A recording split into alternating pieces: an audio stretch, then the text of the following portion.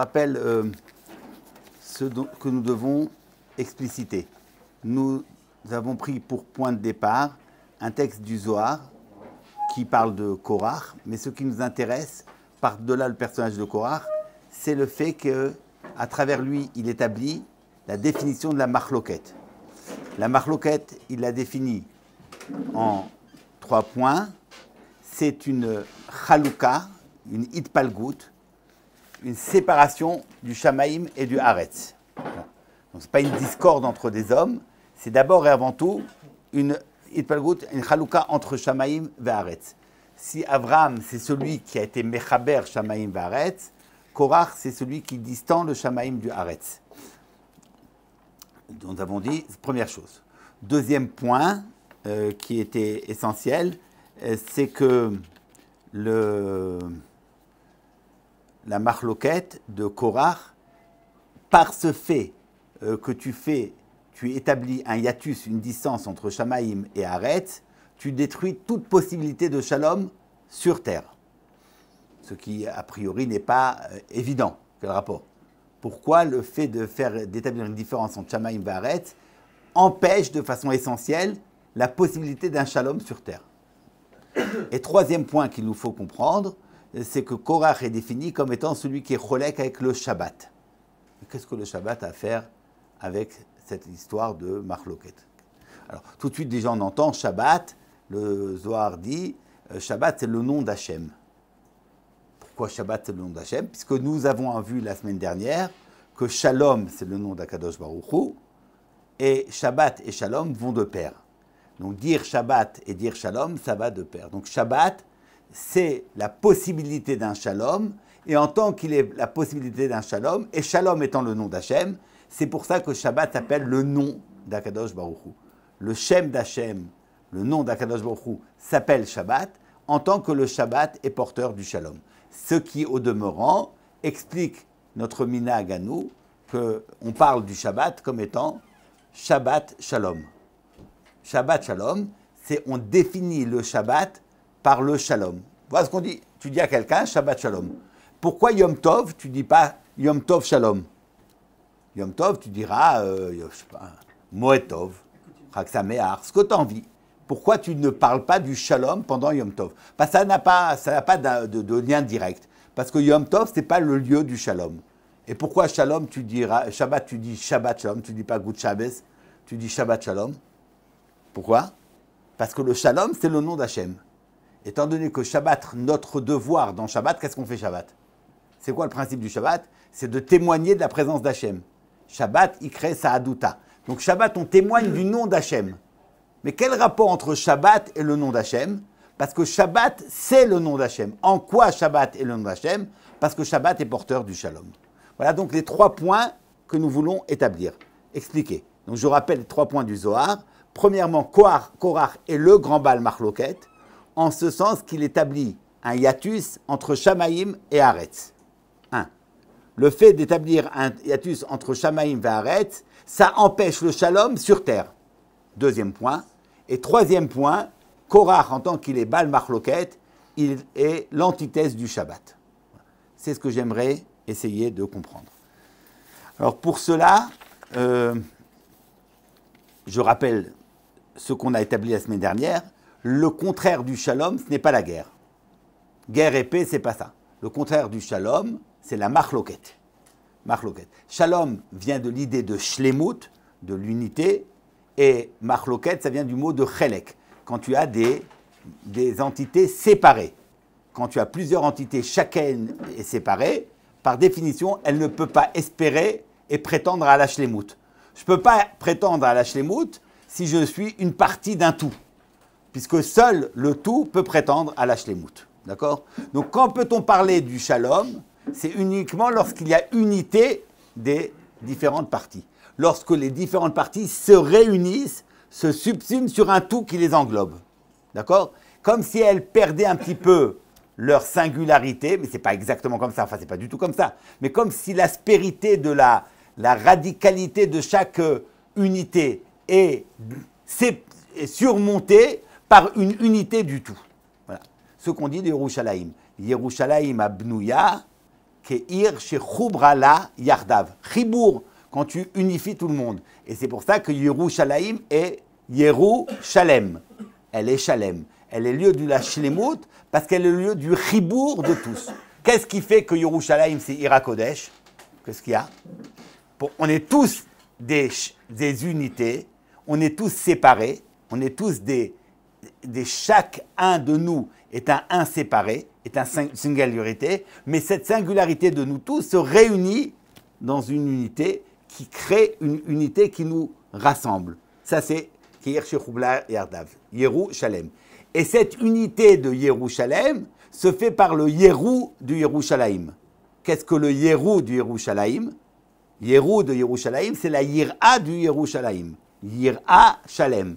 C'est-à-dire qu'il ne peut pas y avoir de Shlemut qui soit simplement un fait de l'immanence des hommes sur terre. Quand tu es entièrement sur terre dans cette dimension immanente des hommes, eh bien, il n'y a pas de Shalem, il n'y a pas de Tribour. On peut avoir une coexistence pacifique, mais vivre les uns à côté des autres, ça ne s'appelle pas le Shalom. C'est pas le Shalom. Le Shalom, ce n'est pas vivre les uns à côté des autres, c'est vivre les uns avec les autres. C'est un être ensemble. Et pour cela, on a besoin de la Yira. On a besoin d'un élément supérieur qui nous unifie. Mais pas un homme. Pas un homme qui soit supérieur aux autres. C'est le nom d'Hachem qui nous unifie tous. Yerushalem. On entend bien que l'unité d'Hachem n'est pas du même ordre que l'unité de l'homme. Ata echad veshimcha echad. On entend bien que quand on parle d'Hachem qui est unique, qui est Shalem, qui est un, et quand on parle de nous, du clan d'Israël qui est un, ce n'est pas de la même unité. Parce que le Ham Israël, il est un en tant qu'il est la réunion de multiples. Hachem, ce n'est pas la réunion de multiples. Il est là parce qu'il est l'unité absolue. Il n'y a que lui. Donc pourquoi il est un? Pourquoi il est Shalem? Parce qu'il est le tout. Nous, ce n'est pas comme ça qu'on entend Nous, on est des éléments séparés, mais qui pouvons espérer à une certaine unité. C'est ce qu'on appelle le Shalom. Maharal nous a appris que le Shalom ne se trouve pas sur terre. Sur terre, il n'y a pas de Shalom, de façon inhérente. C'est pour ça que dire Shalom, c'est-à-dire voir le Shalom entre deux personnes, quand tu vois deux personnes qui sont en vrai Shalom, tu vois la présence d'Hachem.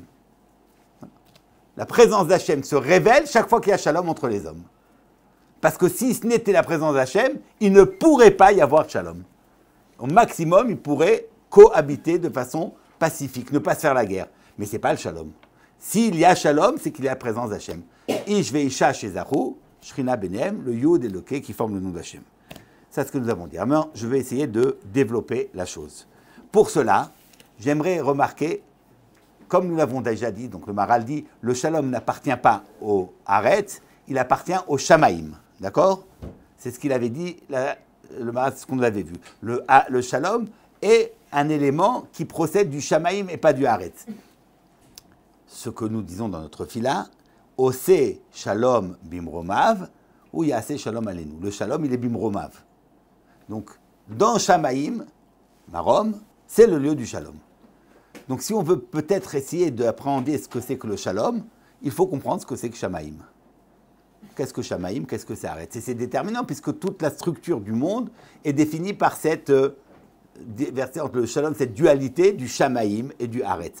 Qu'entend-on par Shamaïm? Alors tout le monde comprend bien que quand on parle du Shamaïm, ce n'est pas cet espace qu'on va traverser quand on prend l'avion, tout comme Haaretz, ce n'est pas le plancher des vaches. C'est pas ça Haaretz, c'est pas ça Shamaïm. Ce sont des catégories d'existence. Shamaïm, Haaretz. De quoi parle-t-on? Alors nous avons deux définitions du mot Shamaïm. Deux définitions. Première définition, Shamaïm, Esh ou Maïm. Le Shin signifie le Esh, Maïm, Esh ou Maïm. Ça, c'est ce qu'on appelle Ose Shalom Bimromav. Il ne peut pas y avoir de plus beau Shalom que dans la cohabitation des contraires. Parce que le Esh et le Maïm ne peuvent pas cohabiter ensemble, puisque le feu fait évaporer l'eau et l'eau éteint le feu. Il ne peut pas y avoir feu et eau en même temps. Or, dans le Shamaïm, il est construit par cette unité du Esh ou Maïm. C'est en tant que tel que le Shamaïm est Shalom. Il fait le Shalom. Ose Shalom Bimromav. Où fait-il le Shalom Bimromav? Où? Dans le Shamaïm. Dans la possibilité que nous avons un Shamaïm qui est constitué par Esh ou Maïm. Point. Il y a une deuxième définition de Shamaïm, Shamaïm, c'est le pluriel de Sham. Sham étant signifiant là-bas. Le pluriel de là-bas. Il y a quelque chose qui dit, bon, c'est là-bas, c'est le pluriel de tous les là-bas possibles. Donc vous avez le makom ici et là-bas, Sham. Vous dites Shamaïm, comme vous dites Yadaïm, comme vous dites Raglaïm. Un Regel, des Raglaïm. Un Yad, des Yadaïm. Un Sham, des Sham. Ça veut dire que le Sham, c'est l'horizon. Si on veut appeler ça en français, l'horizon, comme quelque chose qui est toujours inatteignable. Parce que l'horizon, c'est ce point-là qui s'éloigne plus tu t'en approches. C'est quelque chose que tu ne peux pas atteindre. Voilà, on appelle ça l'horizon. On peut trouver un autre mot. Mais le mot horizon, je pense, donne bien l'idée. C'est quelque chose que tu perçois, mais plus tu t'approches et plus il s'éloigne. Donc il est par définition ce qu'on appelle le Sham, l'horizon. C'est bon cette idée d'horizon parce qu'en même temps, il définit la distance. En même temps, il définit quelque chose qui n'est pas atteignable. Et en même temps, il définit quelque chose qui est en rapport avec moi. C'est mon horizon. Ce n'est pas quelque chose qui n'a rien à voir avec moi. C'est là comme un horizon. Et c'est d'ailleurs c'est en cela qu'on peut dire que le Shamaïm, c'est là-bas. Parce qu'en fait, a priori, Shamaïm, c'est une notion relative, là-bas. Là-bas. Là-bas, c'est relatif. Tu ne peux pas dire qu'un lieu est là-bas et un autre serait ici. Tu diras de Paris qu'il est là-bas quand on est à Yerushalayim. Mais si tu te trouves à Paris, eh ben Paris deviendra ici et Yerushalayim deviendra là-bas. Donc ça n'a pas de sens de dire que le Shamaïm, c'est le là-bas par rapport à Eretz qui est le ici. Pourquoi ? Définition de ce qu'on appelle Sham, ce n'est pas géographiquement éloigné. Ça veut dire que c'est une dimension que l'homme ne peut pas atteindre. Qu'il a beau faire, ça sera toujours uniquement un horizon.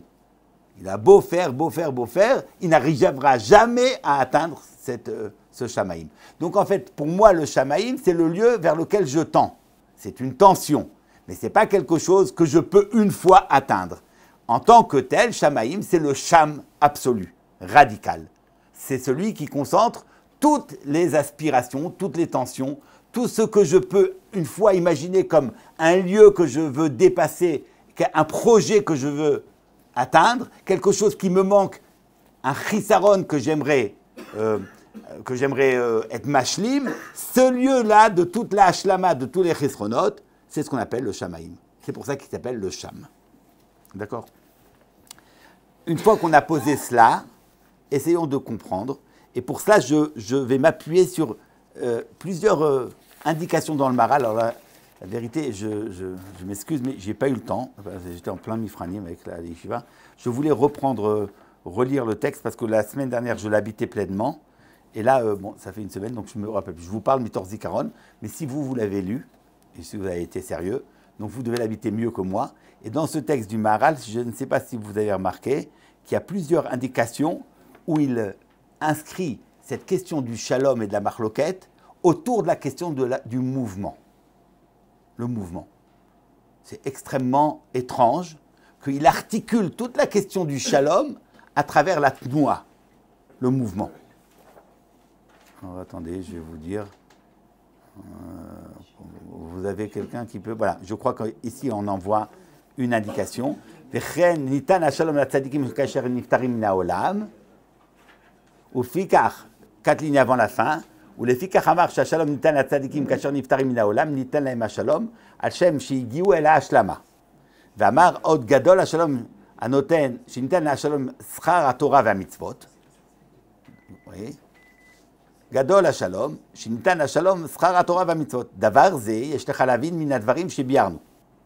כי כל פעולה ותנועה הוא בשביל ההשלמה שיושלם בסוף. כמו שביארנו, זה אצל ודם מתן שכרם של הצדיקים לעתיד לבוא. וזהו עניין כל המתנועע. כי הזרע בבטן האישה תנועת הוויה שלו אל השלמה, שיושלם הוולד. לכן כל מתנועע הוא מתנועע אל ההשלמה. ובידרנו דבר זה למעלה, ולפיכך כאשר האדם עושה מצוות התורה, אין ספק כי התנועה הזאת והמעשה הזאת הוא מגיע אותו אל ההשלמה, שזהו תכלית המצווה שיגיע אל ההשלמה, ואי אפשר זולת זה, רק שיבוא השלמה, וזהו עצמו השלום, שהשלום הוא ההשלמה. Voilà. C'est ce point-là que j'aimerais expliquer. Ce rapport qu'il y a entre le mouvement et le shalom. A priori, le mouvement shalom... Ouais. Quel est le rapport? Alors ça, ce point-là, j'aimerais l'expliquer. Déjà, remarquez que si nous avons défini, à travers le Passouk et ce que le Maharal enseignait, que le Shalom réside où? Où il vient le Shalom? Du Mromav, dans le Shamaïm. Donc dire Shamaïm et dire Shalom, c'est la même chose. Shalom. Nous en avons donné un exemple, que Shamaïm, c'est le Shalom entre Esh ou Maïm. Esh et Maïm qui cohabitaient. Qu'est-ce qui fait que Shamaïm, ça soit le lieu du Shalom? Alors, qu'est-ce qu'il y a dans le Shamaïm? Il est peuplé de quoi? Il est peuplé des Me'orot. Il est peuplé des astres. À quoi servent les astres? À donner la lumière et à donner le temps. Le temps. Le temps est fixé par la lumière, comme dit le Passouk, Ve'ayu les otot, ou le moadim, les yamim, ou le shanim. Les astres vont régler le temps. Ils règlent les années, ils règlent les jours, ils règlent les fêtes. Tout est réglé à travers les astres. Quel rapport y a-t-il entre le temps et les astres? Parce que qu'est-ce que le temps, si ce n'est le mouvement? Là, je parle devant un physicien, je dis juste ou je dis n'importe quoi? C'est juste? Ouais. Le temps est défini par un mouvement. S'il n'y a pas de mouvement, il n'y a pas de temps. Le principe du temps, en fait, c'est un mouvement. Qu'est-ce que c'est que le temps? Pourquoi? On va le dire de façon pas scientifique, mais de façon, on va le ressentir. Qu'est-ce que le temps? Pourquoi les choses prennent du temps? Pourquoi la vie s'étale dans du temps? Parce qu'en fait, ma vie est constituée de multiples expériences. Donc, à chaque instant, j'ai une autre expérience, une autre existence, une autre façon d'aborder le monde. Et en fait, ma vie est structurée par une somme d'existences différentes, une somme d'expériences de vie différentes. Donc, qu'est-ce que le temps, si ce n'est en fait ce mouvement où je vais d'une expérience à une autre, d'une expérience à une autre. En fait, le temps, c'est se déplacer d'un lieu à un autre. Si j'entends le lieu, pas simplement comme le plancher des vaches, mais le lieu comme étant le cadre d'une expérience, donc j'ai besoin de faire de multiples expériences dans ma vie, le temps, c'est ce qui me permet de passer d'un lieu à l'autre, d'un lieu à l'autre. Ce qui permet de dire au Maharal que le makom et le zman, davar echadhu. Le temps et l'espace, c'est une même chose. Parce que le temps n'est pas autre chose qu'une succession d'espaces, une succession d'expériences. Si je pouvais tout voir, si j'étais capable de vivre tout dans l'instantanéité d'un instant, je vivrais tout pleinement, je n'aurais pas besoin d'une vie qui soit structurée par le temps. Je vis un instant et je vis tout. Mais quand on ne peut pas, nécessairement notre expérience du réel est fracturée. Donc à chaque instant, je ne vis qu'une façon de voir le réel. Je n'appréhende qu'une façon du réel. Donc j'ai besoin d'un instant différent. Comme si, je vais essayer de l'expliquer, comme si en fait je devais observer minutieusement un objet. Vous voyez? Maintenant cet objet, il a de multiples facettes. Il a de multiples facettes. D'abord, il a 6 côtés, c'est un cube, et puis il change, il se transforme. Bon, alors pour pouvoir bien l'observer, je vais devoir le regarder attentivement, mais à chaque fois, l'observer d'un autre lieu. D'abord, je regarde de cette face, après je me mets de l'autre côté, de loin, de près. Bref, j'ai besoin de différentes positions pour pouvoir à chaque fois voir autre chose.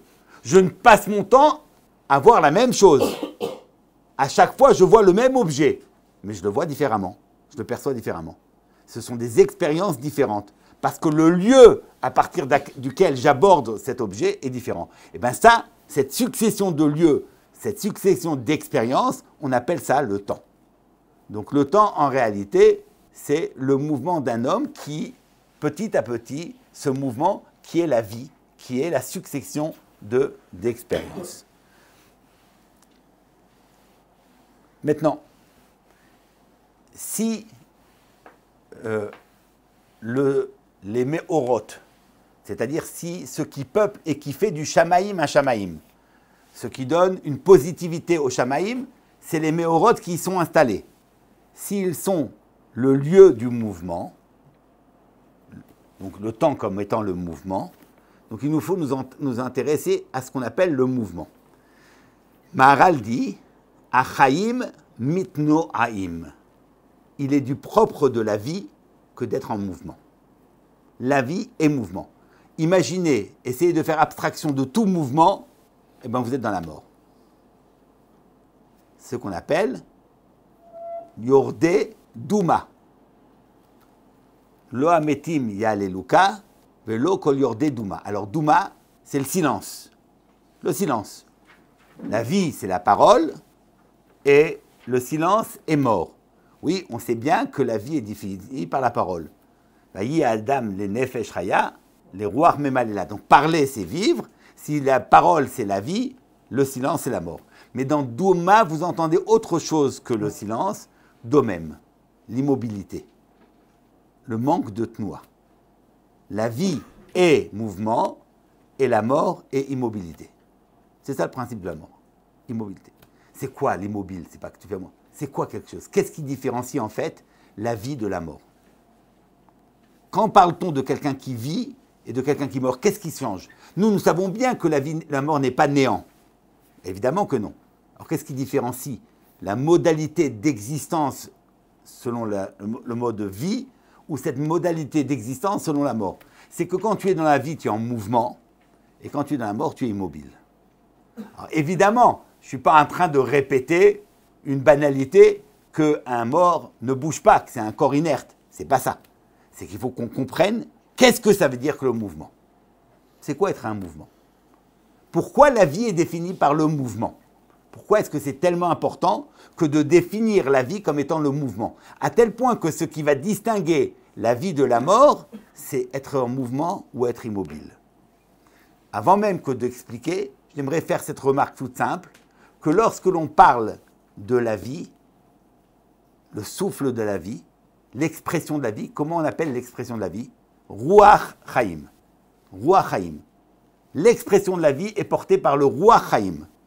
Ce n'est pas simplement le terme, Ruach Chaim, ça veut déjà tout dire. Si Chachamim ont choisi, et c'est bien du Passouk même, de parler de la vie à travers Ruach Chaim, ça veut tout dire. Mais même au niveau de la halakha, on sait que comment détermine-t-on quelqu'un qui la vie de la mort à travers le Ruach? On met quelqu'un, donc la Gemara, ce que la Gemara dit, s'il y a quelqu'un qui a été enseveli sous des décombres Shabbat, s'il est vivant, on doit être Mechalel Shabbat. S'il est décédé, on n'est pas Mechalel Shabbat parce qu'il est déjà décédé. Comment peut-on savoir s'il est vivant ou mort? Il est enseveli sous des décombres. On n'a pas accès, on ne peut pas. Alors on met une plume et on voit s'il y a un souffle. S'il y a le moindre petit souffle, c'est qu'il est vivant. Sinon, non. Voilà. C'est quoi cette définition? Parce qu'on considère que s'il y a vie, il y a mouvement. Ce mouvement qui est le Ruach. Pourquoi est-ce que Ruach Chaim définit la vie? Moi, je pense tout simplement une chose toute simple. De toutes les choses du monde qui peuvent être soit en mouvement, soit immobiles. Un cheval, il peut être en mouvement, il peut être immobile. Pourtant, un cheval, c'est l'expression même de la vitesse. Une gazelle, elle court. Mais vous pouvez imaginer cette Ayala Shlucha, cette gazelle qui est définie dans le texte comme quelque chose de très rapide, elle peut être en mouvement. Ou elle peut être immobile. Par contre, une chose qui ne peut pas être immobile, c'est le vent. Du vent immobile, c'est plus du vent. C'est de l'air, mais ce n'est pas du vent. La définition du vent, c'est qu'il est en mouvement. Ah oui. Imagine du vent qui ne bouge pas. C'est plus du vent. Le Ruach, par définition, ce vent, il a pour définition qu'il est en mouvement. Donc quand tu veux parler de la vie, et tu dis que la vie est mouvement, comment tu exprimes que la vie est mouvement? Que ce n'est pas juste une caractéristique secondaire de la vie, que quand tu vis, tu peux être en mouvement. Parce qu'un cheval aussi peut être en mouvement, mais il peut être aussi immobile. Quand tu veux dire que c'est inhérent à la vie, qu'elle doit nécessairement s'exprimer par le mouvement, tu dis de la vie que c'est un Ruach Chaim. Parce que le vent, c'est cette chose-là qui ne saurait ne pas être en mouvement. Voilà. Donc la vie est mouvement. Ce n'est pas une caractéristique de la vie d'être capable de mouvement. Ce n'est pas la capacité de mouvement qui fait la vie, mais c'est le mouvement qui est vie.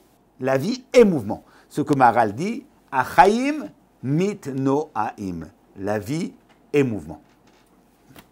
Alors qu'est-ce qu'un mouvement? C'est quoi un mouvement? Ben oui, on bouge. Qu'est-ce que ça veut dire un homme qui bouge?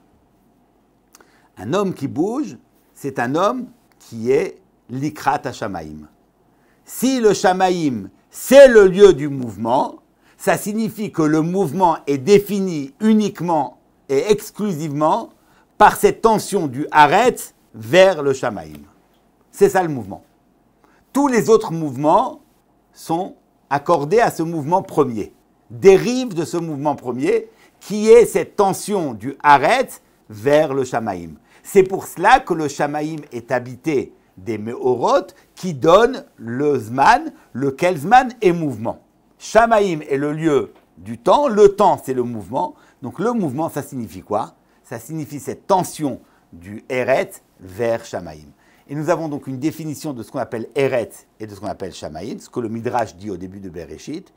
Eretz, Ratz, c'est quelque chose qui court, qui court vers où? Vers le Shamaïm. Être Eretz, c'est courir. Vers où cours-tu? Vers là-bas. Je cours vers là-bas. Je ne cours jamais. Voilà. On court toujours vers quelque part. Le lieu vers lequel je tends quand je cours, c'est ce qu'on appelle Shamaïm. Arrête, c'est le lieu où je ne me suffis pas d'être avec moi-même, je suis toujours en train de courir. Quelle différence y a-t-il entre le fait de marcher et de courir?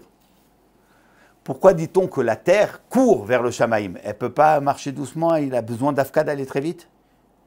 Et si elle va doucement, qu'est-ce qui se passe? Pourquoi il faut courir?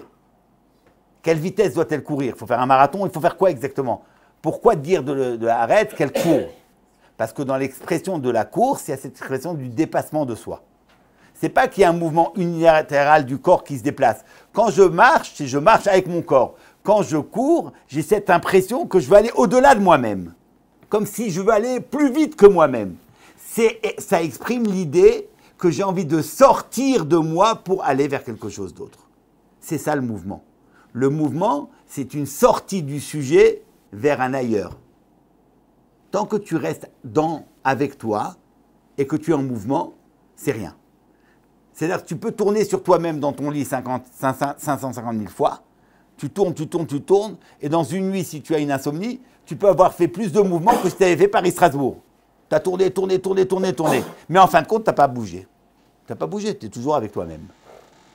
Mouvement, c'est toujours une sortie hors de toi vers un ailleurs. C'est cette tension du arrête qui court, qui essaye de sortir.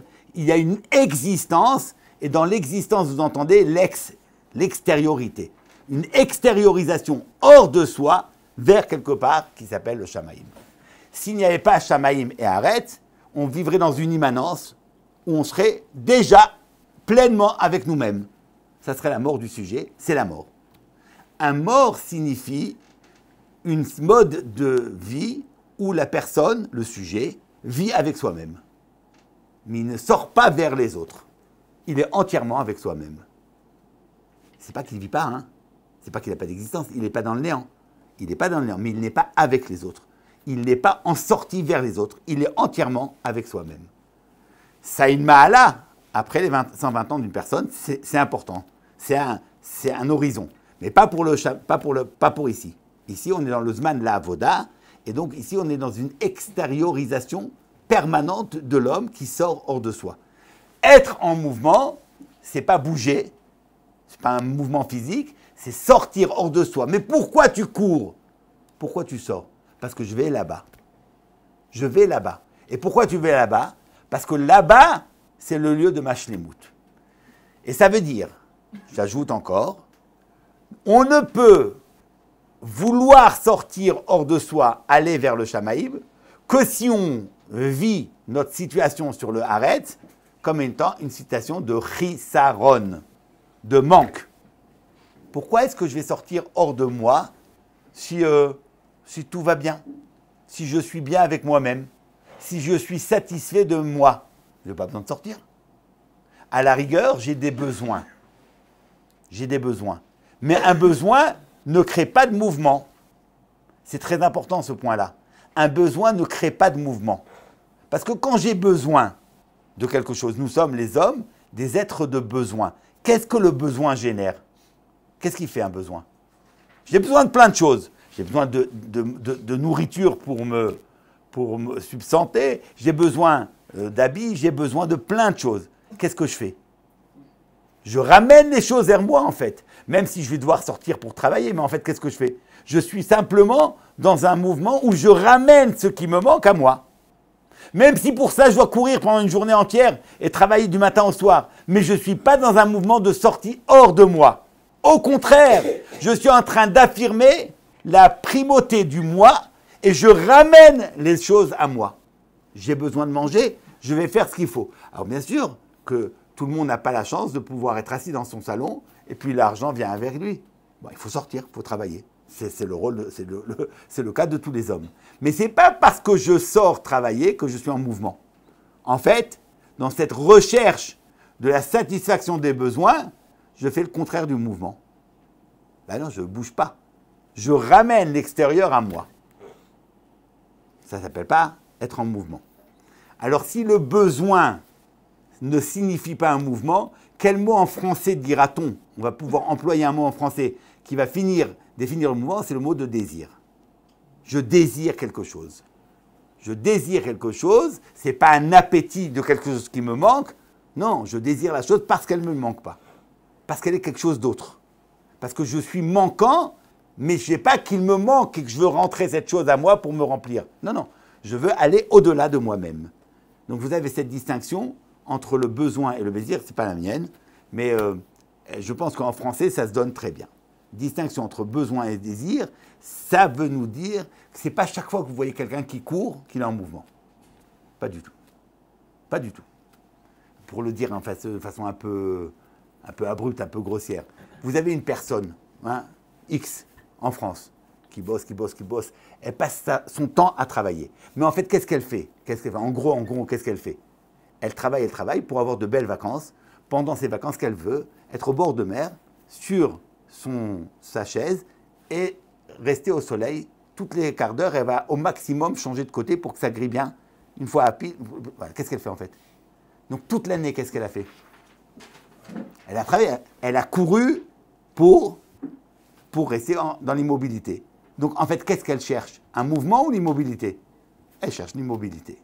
Mais Internet a modifié votre notion. Parce que maintenant, les gens travaillent chez eux et ils se font livrer. Oui, je ne dis pas, alors oui, peut-être qu'on n'a même plus besoin. Il n'y a pas de moi, mais je vous dis, toute personne qui a un mouvement, vous voulez travailler, il faut quand même parler aux gens. Vous devez communiquer. Je ne sais pas, il y a quelque chose. Ben donc chaque fois que vous avez l'expression de quelque chose qui peut sembler, voilà, cette personne n'est pas satisfaite de ce qu'elle est. Elle parle avec les gens. Mais non, elle cherche rien d'autre, elle cherche que soi. Elle a besoin de choses, elle ramène les choses à soi. Ce n'est pas un mouvement d'extériorisation. Non, on est toujours dans l'immanence du même. Il y a toujours la primauté du moi.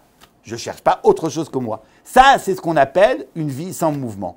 Le mouvement, c'est lorsque je n'ai pas un besoin de quelque chose d'autre, j'ai un désir de quelque chose d'autre. Donc je vais chercher le shamaïm. Il faut une notion de chisaron. Mais qu'est-ce que je suis chasser? Qu'est-ce que je suis chasser? Je ne suis pas chasser du haretz. Parce que dans ce cas-là, ce n'est pas du mouvement. Je suis chasser quelque chose qui n'est pas de l'ordre du haretz. Je suis chasser le shamaïm. Vous comprenez? Voilà pourquoi seul le shamaïm peut produire un mouvement. Par contre, un homme qui habite pleinement la terre et dont l'horizon c'est le haretz, donc son shamaïm à lui c'est le haretz, il ne sera jamais en mouvement. Même si cette personne va passer sa vie à courir. Elle va passer sa vie à courir, de rendez-vous en rendez-vous, je ne sais pas trop quoi. Mais en fin de compte, elle n'est qu'avec elle-même. Qu'avec elle-même. Mais pour pouvoir satisfaire ses besoins, elle va devoir beaucoup bouger. Ce n'est pas le mouvement physique, ou la tira, ou la fatigue, ou le rapport avec les hommes qui crée le mouvement. Un mouvement comme extériorisation, ça veut dire que je ne suis pas, je suis pas satisfait de ce que je suis. Je veux autre chose. Mais cette autre chose n'est pas de l'ordre de ce que je peux avoir. Il est un horizon. Donc je suis toujours en tension vers le shamaïm. Voilà.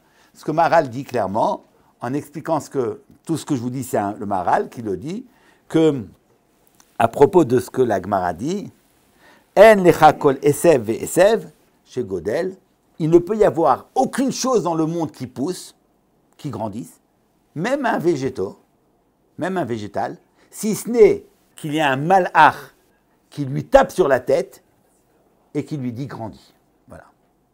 On ne peut grandir que s'il y a un malach qui nous donne des coups sur la tête et qui nous dit grandis. Ça correspond à quoi et pourquoi il faut frapper? Et qu'est-ce que c'est cette maca? C'est quoi ça? Qu'est-ce que c'est cette Gemara bizarre? Le malach, on entend bien, qu'est-ce que c'est un malach? Ben, c'est un représentant du Shamaïm. Donc en fait, dire que le malach tape sur le Esev et lui dit grandis, c'est de dire que le Shamaïm se rapporte au Haaretz, ce rapport du Shamaïm au Haaretz, qui permet au Haaretz de vouloir aller vers le grandir. Qu'est-ce que c'est grandir? Grandir, c'est que le Haaretz désire le Shamaïm. Mais il ne peut désirer le Shamaïm que si le Shamaïm lui a donné quelques coups sur la tête et lui a dit grandis. Mais qu'est-ce que c'est que ces coups? Alors Maharal dit que les coups, c'est l'expression d'un chisaron. C'est quoi un coup? Un coup fait que tu as mal parce qu'il te manque quelque chose. S'il te manquait rien, tu n'aurais pas mal. La douleur, c'est toujours l'expression d'un manque. Le Shamaïm produit le sentiment d'un manque. Je suis en manque, donc je vais chercher quelque chose qui me manque. Je suis en manque de ce Shamaïm. Mais tant que je n'ai pas cette conscience, et plus que cette conscience, ce sentiment, cette accentuation de ce désir du Shamaïm, ben il n'y a aucune raison que je bouge. Je suis très bien avec ce que je suis. Donc je ne bougerai jamais. Je resterai avec moi-même. Donc, il n'y aura pas de mouvement. Il n'y aura pas de mouvement. S'il n'y a pas de mouvement, il n'y a pas de vie. Voilà. Donc la vie, elle est donnée dans cette tension entre Shamaïm et Haaretz. Mais vous entendez bien par là qu'il ne peut y avoir de mouvement que dans cette tension entre Shamaïm et Haaretz. À l'intérieur du Haaretz, il n'y a pas de mouvement. Voilà. Si l'horizon indépassable de la vie, c'était le Haaretz, rien ne bougerait. Et voilà pourquoi ce n'est pas par hasard que le lieu du mouvement, ce qui génère le temps, c'est-à-dire le temps c'est le mouvement, ce sont les Mehoraot qui sont placés dans le ciel.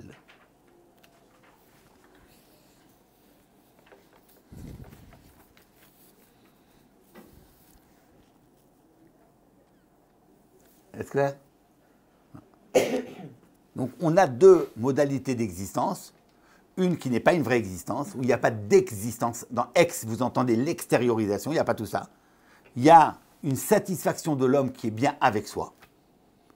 Ça veut dire qu'en fait, cette personne, elle a déjà trouvé son Shamaïm. Et son Shamaïm, c'est son Haaretz. L'horizon de sa vie, c'est ce qui se donne. Donc il est bien dans cet horizon-là. Et cette personne-là est condamnée à une immobilité. Il ne bouge pas. Il n'y a rien.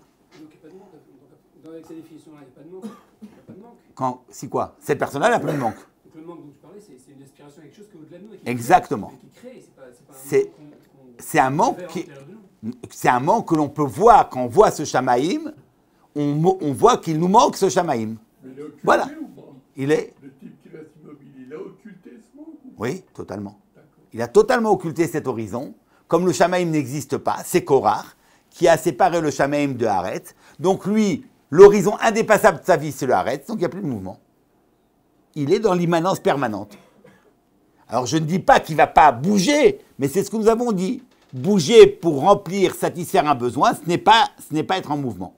Donc il ne peut y avoir de mouvement que s'il y a ce sentiment du chisaron.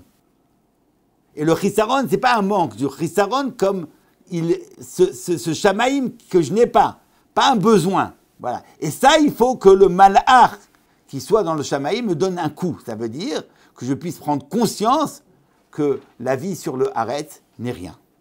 C'est rien. C'est pas valable. C'est pas suffisant. Donc je sens qu'il y a une nécessité d'aller au-delà. La Tava, elle emprunte la Tsoura d'aller à l'extérieur de moi-même, mais tout ça pour être méchant. Exactement. Donc en fait, ça ne relève pas de la truc du désir. La Tava, c'est prendre la forme du désir et la transférer dans le besoin. D'après la définition du désir Atzma, c'est pas pour... C'est pas une Tava. C'est pas une Tava au sens de ramener les choses vers moi. Si dans le besoin, je ramène l'autre à moi, et dans le désir, je vais vers l'autre. C'est pas la même chose. Ben, c'est deux mouvements contraires. C'est deux mouvements contraires. Donc il n'y a de mouvement que quand je ne ramène pas les choses à moi, mais que moi je vais à l'extérieur. Ça, c'est le mouvement. Ce mouvement d'aller à l'extérieur, c'est aller vers le Shamaïm. Shamaïm est le lieu du mouvement. Le malach, qui est malach mina Shamaïm, il me donne un coup sur ma tête, sur ce lieu. La tête, il ne me donne pas un coup au bras ou au ventre. Il me donne un coup à la tête, qui est mon roche, qui est ma hauteur. Et il me dit, mais non, c'est pas bon ça. Là, il y a quelque chose qui est insuffisant. Et quand j'ai cette insuffisance et cette conscience de l'insuffisance, j'ai une volonté, j'aspire à courir comme étant un mouvement de sortir hors de moi vers le Shamaïm. Excusez-moi. Ouais. Le médecin qui va aller à l'autre bout du monde dans les endroits dangereux pour soigner tout ça, je veux dire, s'il fait ça aussi, c'est parce qu'il sent aussi qu'il y a un manque. Oui. Alors ce mouvement, c'est quoi? C'est un mouvement vers l'extérieur, vers lui-même. Il y a, oui. Alors tu as une façon d'entendre un rapport avec les autres hommes, comme étant déjà une extériorisation par rapport à la sphère du privé. C'est vrai, c'est ce qu'on appelle l'éthique. Mais au bout du compte, ça reste encore, pour nous, ça reste encore dans la sphère du Haaretz. C'est pas encore ce qu'on appelle le Shamaïm. Mais ce qu'on appelle la sphère du Haaretz, vous pouvez définir ça comme la zone de confort. C'est sortir de cette zone de confort. Oui, mais par exemple, ce que je dis, c'est déjà ça, il y a déjà une sortie de la zone du confort. Moi, j'ai donné l'extrême. Là, il y a quelque chose qui n'est pas de l'ordre du besoin égoïste, mais qui est quand même un mouvement altruiste, mais qui n'arrive pas jusqu'au Shamaïm. Ça peut être trompeur, c'est aussi de la zone de confort, ça. Ça? Il y en a qui aiment voyager. Ah ben non, il vous parle de quelqu'un qui va, je ne sais pas trop, j'en sais rien, il n'y a pas... Bon, d'accord, on peut toujours, d'accord. J'entends bien, mais non, mais on parle dans l'hypothèse où il s'agit de quelqu'un qui veut vraiment aider. Il y a quelque chose, et c'est le risque de transformer l'expérience vis-à-vis d'Hachem et de la mettre simplement au niveau de l'éthique. En fait, c'est ça, c'est-à-dire. Ben oui, c'est ça le grand risque. Le fait de se dépasser, donc de sortir de soi-même pour aller faire ci ou faire ça, est-ce que c'est pas déjà être... Non, c'est très souvent une manière de cacher ce mouvement qui devrait être un mouvement vers le Shamaïm lui-même. C'est pas toujours. Parce que dans ces cas-là, on ne voit pas, je veux dire, bon, je vais parler, on ne voit pas ce qui manque à cette personne qui se donne à fond pour quelque chose. Il lui manque juste le Shamaïm. Ouais, il lui manque cette dimension. Voilà, mais son existence reste immanente dans le rapport avec les hommes, c'est tout ce qu'il y a. Il n'y a pas plus que ça. Donc si tu demandes quelle est la valeur suprême, ça sera l'homme. Mais c'est quoi l'homme qui a valeur suprême? L'homme. Oui, mais si l'homme n'est pas porteur du Shamaïm, voilà, tu restes dans cette immanence-là. Alors quand on a voulu remplacer Hachem par l'homme, quand au lieu de la valeur suprême qui est Hachem, on a mis l'homme, c'est-à-dire tout ce qui se passe aujourd'hui, voilà, on a détruit totalement. Alors on a remplacé le mouvement d'aller vers Akadosh Baruch Hu par un mouvement d'éthique. On a tout raplati. Ça c'est bon.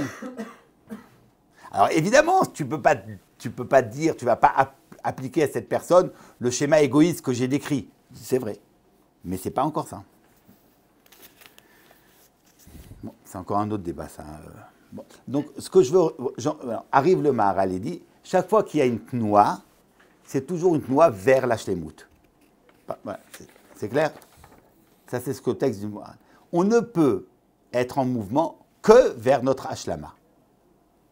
Si on est en mouvement vers autre chose que notre ashlama, quelque chose de shlemut qui nous manque, ben on n'est pas en mouvement. Être en mouvement, c'est toujours être dans la ashlama.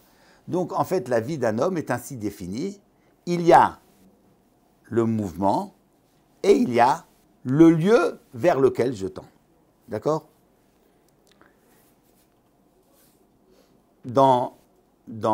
Si je veux voir maintenant, dans la semaine, je prends une semaine, qui est chez Yamim, 7 jours, 6 jours plus le Shabbat, qui sont la totalité de l'existence. Akadosh Baruch Hu a créé 7 jours, 6 jours plus Shabbat.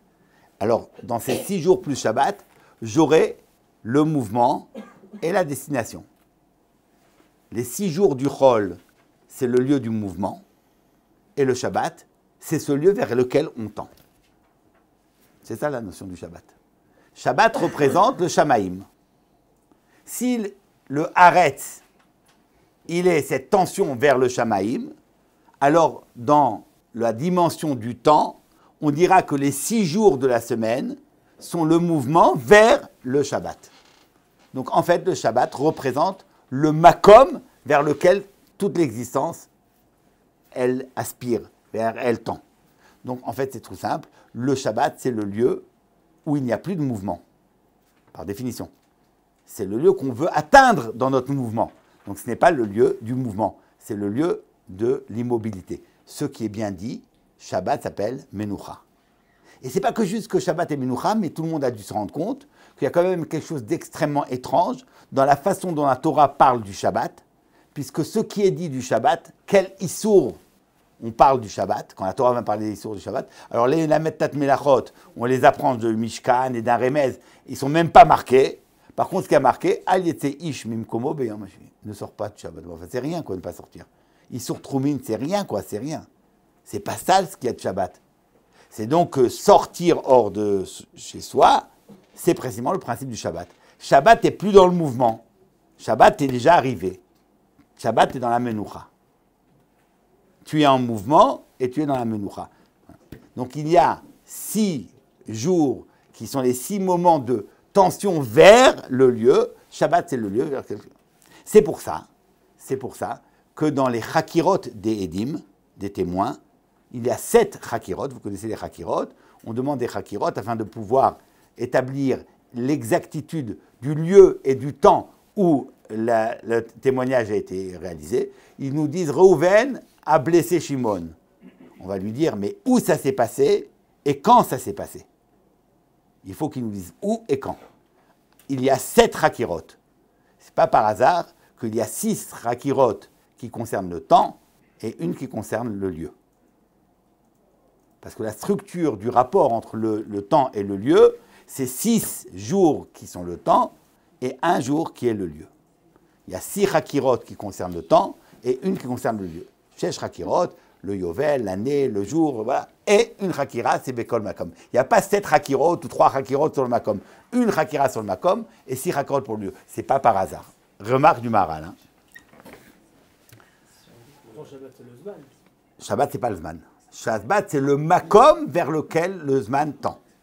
Shabbat, c'est la Menoucha, donc ce n'est pas le Zman, puisque le Zman, c'est la Tnoua, et le Shabbat, c'est le Makom vers lequel Shabbat tend. Maintenant, quand nous parlons du Shalom, pour revenir et terminer avec le Shalom, quand nous parlons du Shalom, le Shalom n'existe que dans le lieu de la Menoucha, dans le Shamayim.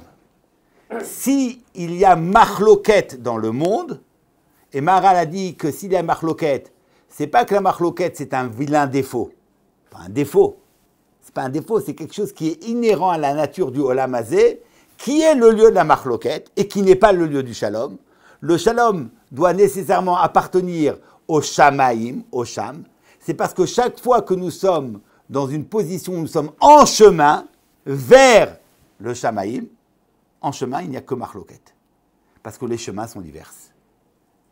Parce que quand tu es en chemin, tu n'es pas au Tachlit. Et les chemins pour aborder et appréhender ce Tachlit sont nécessairement des Chalakim, sont nécessairement des chemins qui sont multiples. Et quand moi j'aborde un chemin, je dois accepter qu'il y en a d'autres qui abordent d'autres chemins. Et mon chemin ne peut pas être le même que celui d'un autre. C'est même pas cela. C'est que mon chemin aujourd'hui n'est pas celui que j'avais hier, ni celui que j'aurai demain. Par définition, les chemins pour arriver, la tnoua, le derer, est différent. Il est multiple. Où est-ce qu'il y a unité de tous les multiples? C'est quand on arrive au Tachlit. Quand on arrive au Tachlit, on se rend compte qu'en fait, toutes ces facettes différentes de l'existence que tu as abordées, en fait, c'est la même chose. Comme si, pour essayer de donner une image, une personne à qui on cache ce qu'il voit. Voilà. Et on lui fait passer des images, une après l'autre, des images différentes. Et il passe comme ça un temps énorme à voir des images différentes. Bon. On lui dit, qu'est-ce que tu as vu? Il a dit, j'ai vu 1000 choses, 10 000 choses. Puis après, on lui donne un peu de recul, et il se rend compte que toutes ces choses qu'il a vues, c'était différentes facettes d'un même objet. Qu'est-ce qu'il te dit? En fin de compte, je ne me rendais pas compte, je ne voyais qu'une seule chose. Je n'observais qu'une seule chose. Mais ça, il ne pouvait pas le voir. Tant qu'il était dans le chemin, chaque manière d'appréhender se pose comme étant une entité, comme étant une finalité, comme étant quelque chose de Shalem. Voilà, c'est cette perspective. Mais quand tu as une perspective de la réalité, par définition, cette perspective, elle prétend à l'absolu, elle prétend au tout. Elle te dit, voilà comment je vois les choses, il n'y a pas autre façon. Donc, elle est une entité totale. Donc, elle ne peut être que partielle, puisque à côté d'elle, il y en a d'autres. Donc tu te rends compte que la vie est faite de mouvements qui sont des entités séparées et par définition incomplètes. Tu vois cette manière de voir l'existence, puis après tu appréhendes la même chose différemment, et encore autre chose, et encore autre chose. Quand tu arrives au Tachlit, bah, tu vois qu'en fait c'était la même chose. Tu vois qu'il y avait une seule et unique chose. Le Shalom ne peut se réaliser que dans le Tachlit. Le Shalom, c'est le lieu du Shabbat. Le Shalom, c'est le moment où le Shamaïm est en réponse au Haaretz. Lorsque le Haaretz tend vers le Shalom, pour autant qu'on vise ce Shalom, alors il y a possibilité de Shalom. Tant que tu es dans le mouvement, par définition, tu es dans la marloquette. Alors cette marloquette-là, elle peut être bonne ou mauvaise. Elle est marloquette, hein, il n'y a pas de différence. Mais la marloquette peut être bonne ou mauvaise. Comment définit-on une bonne marloquette et comment définit-on une mauvaise marloquette? Alors Korach, c'est l'exemple même de la marloquette malsaine. Si je vous demandais pourquoi la marloquette de Korach est malsaine, ben, j'aurais dit, ben, qu'est-ce que c'est? Tu es en train de faire... qu'est-ce que tu as avec Moshe Rabbeinu? Tu n'as pas honte? Qu'est-ce que tu dis? Moshe Rabbeinu. Oui. Donc c'est une catastrophe de pouvoir contester l'autorité de Moshe Rabbeinu, alors qu'Hachem lui a donné la Torah juste avant. Ce n'est pas du tout ce que la Mishnah dit. Qu'est-ce que dit la Mishnah? C'est une marloquette she'ena leshem shamaim. C'est incompréhensible. Parce que nous, quand on entend marloquette she'ena leshem shamaim, ça veut dire que c'est une marloquette qui est bonne, mais qui est faite pour des intérêts. Et il faut que les marloquettes soient désintéressées, les shem shamaim. Alors, tu ne peux pas dire que la marloquette de Korach est mauvaise parce qu'elle était intéressée. C'est pas ça le problème de la marloquette de Korach. C'est pas ça le problème. Quand tu viens conteste l'autorité de Moshe, c'est pas parce que tu as des intérêts que c'est mauvais. Parce que tu n'as pas contesté l'autorité de Moshe. C'est intrinsèquement mauvais. Une personne qui tue une autre, pourquoi c'est mauvais? Ah, mais parce que c'était pas les Shem Shamaim. Mais non, c'est mauvais parce qu'il a fait du mal. Korach, c'est mauvais parce qu'il a fait du mal. Pourquoi on appelle ça les Shem Shamaim? Non, parce qu'en fait, c'est faux de dire. La marloquette, il y en aura toujours. La marloquette naturelle. Korach n'est pas le premier à faire de la marloquette. Toute personne qui vit dans ce monde, il vit dans l'ordre de la marloquette. La seule différence, c'est que est-ce que toutes tes marloquettes et les Shem Shamaim, les Sham, je ne dirais pas les Shem, je dirais les Sham, la Shamaim, dans une tension vers le Shamaim, auquel cas, cette tension va unifier tous les mouvements. C'est vrai que toi et moi, on a des regards différents. C'est vrai que moi aussi, toute ma vie, je passe des expériences différentes. Mais je sais que je les unifie par cette tension vers une seule et unique chose. C'est ça ce qui unifie tous mes mouvements. Mais si je suis dans une déconnexion avec le Shamaïm, pour moi, mon horizon, c'est le Haaretz, eh bien, chaque personne dans le Haaretz, il est de façon absolue différent de l'autre. Et cette différence ne sera pas subsumée dans un regard, dans une tension vers quelque chose d'autre. Donc c'est une marloquette, chez lo Shem Shamaim. Quand une marloquette, elle est lo Shem Shamaim, ben c'est une marloquette qui restera absolue et radicale. C'est ça ce qui fait que Korach est capable d'être lex sur Moshe Rabbeinu. En disant marloquette, she'ena Shem Shamaim, tu as dit tout ce qu'il y avait de mauvais dans la marloquette. Marloquette, chez ilo Shem Shamaim. De là, on entend ce que dit le Zohar. Le Zohar dit, il ne peut y avoir de shalom que si on n'entend pas notre existence comme quelque chose qui est un tachlit déjà fait. Que si on entend qu'on est dans le chemin. Maintenant, quand on est dans le chemin, le lieu du chemin, c'est un lieu de marloquette, évidemment. Mais comme je suis en chemin vers le Shamaïm, ce chemin vers le Shamaïm fera que certes, aujourd'hui, dans le chemin, je suis dans le lieu de la marloquette, mais cette marloquette, elle est vers le Shamaïm. Donc, il y aura une shalom. Par contre, si j'entends ma position dans le Haaretz comme étant non pas un chemin vers le Shamaïm, mais comme quelque chose d'absolu, eh bien, donc je suis dans la marloquette totale. Ouais. En fait, pour le dire dans des mots, il y avait un Français, comme on parle français, alors peut-être que il y a un bonhomme, un très grand philosophe, il a produit un concept qui s'appelait, le verbe sujet, le sujet, pas le verbe, il a fait du sujet un verbe, subjectivation. Et notre regretté Béni Lévy en a fait toute une œuvre. C'était quelque chose qu'il avait appris, il avait pris de cette personne-là, et il a fait quelle est la différence entre quelqu'un qui est sujet et une subjectivation? Subjectivation, il a adoré ce mot-là, parce qu'en fait, ça veut dire que c'est une mise en mouvement du sujet. Un sujet, c'est quelque chose qui se pose comme une substance. Si je suis substance, je suis par définition substance séparée des autres, je suis dans une marloquette. Mais je suis dans une marloquette qui ne va nulle part, qui n'est pas dans une tension. C'est marloquette chez Enal et Shem Shamaim. Il y a différentes substances, chaque substance est différente des autres, et tu es dans la marloquette qui amènera, alors dans ce cas-là, à la guerre. Si tu es en subjectivation, tu ne considères pas ton existence comme une substance, mais comme une expérience, comme un mouvement vers le Shamaïm. Alors certes, dans le mouvement, tu es encore dans la marloquette, évidemment, mais tu es dans la marloquette qui est l'Echem Shamaïm. Et dans ce l'Echem Shamaïm, tu peux penser le Shalom. Ce Shalom-là, qui vient nécessairement du Shamaïm. Ose Shalom Bibromav, ou Yase Shalom Aleinu. C'est ce qui nous a permis, la semaine dernière, de façon très concrète, de dire que toute possibilité, pensée, de pouvoir créer un Shalom qui ne soit pas dans cette tension de Shamaïm, ce n'est rien. Et qu'on ne peut pas dire que par je ne sais quel secret, le clan d'Israël, c'est un peuple qui s'aime et qui s'adore et qui est dans le Shalom. Comme on l'a fait après le 7 octobre, on a bien vu que c'était n'importe quoi. Il n'y avait ni Shalom, ni rien du tout. Parce que s'il n'y a pas de Shem Shamaïm, on n'arrive pas au Shalom. Ça ne veut pas dire qu'on doit tous être... on attendra que tous soient les Shem Shamaïm. Le Shalom, ça peut être un mouvement qui soit unilatéral. On n'a pas besoin d'être deux pour être en Shalom. Je peux être en Shalom avec quelqu'un et que lui en marloquette avec moi. Pas un problème. Si moi je fais ce mouvement de Shem Shamaïm, je serai déjà en Shalom. Que lui ne veuille pas, c'est son problème. Voilà, c'est différent. Voilà ce que je voulais dire. Alors, à l'année prochaine, Bezrat Hashem.